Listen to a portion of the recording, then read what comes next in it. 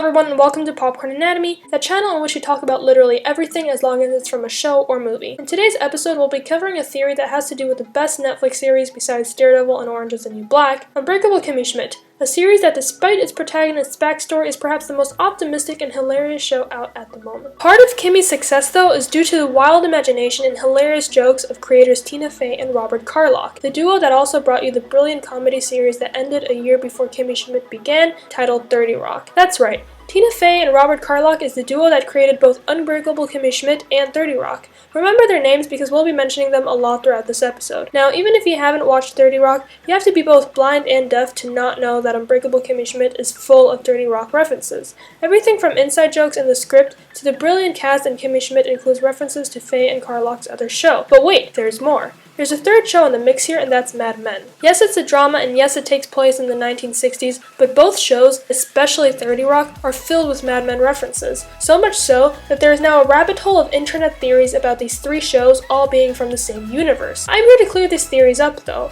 While 30 Rock and Kimmy Schmidt are definitely interlinked, there's no real chance that any of them have anything to do with Mad Men. So as you've probably noticed by now, Kimmy Schmidt probably has the most references to 30 Rock because, as we've said, 30 Rock is the only other show in this video penned by Tina Fey and Robert Carlock. But besides just having things like cast members and inside jokes in common, these two shows actually have a couple of characters in common as well. Let's take a look. The most obvious one was Mikey, the construction worker who falls in love with Titus on Unbreakable Kimmy Schmidt. Prior to being on that show, the same construction worker appeared in an episode of 30 Rock where he catcalled the show's main character, Liz Lemon. Then in season 1 of Unbreakable Kimmy Schmidt, he does the same thing to Kimmy before questioning himself on why he has so little respect for women. Mike Carlson, the actor who plays Mikey, says that in his view, yes, the two blue-collar workers from the two different shows are in fact the same guy. The next character that ties Kimmy's world to that of Liz Lemon's is one we don't even see, and that's LaDonica. LaDonica comes out briefly in a 2006 episode of 30 Rock as a store clerk who is rude and not very helpful to Kenneth when he tries getting Tracy's meds straightened. In an episode of Kimmy Schmidt,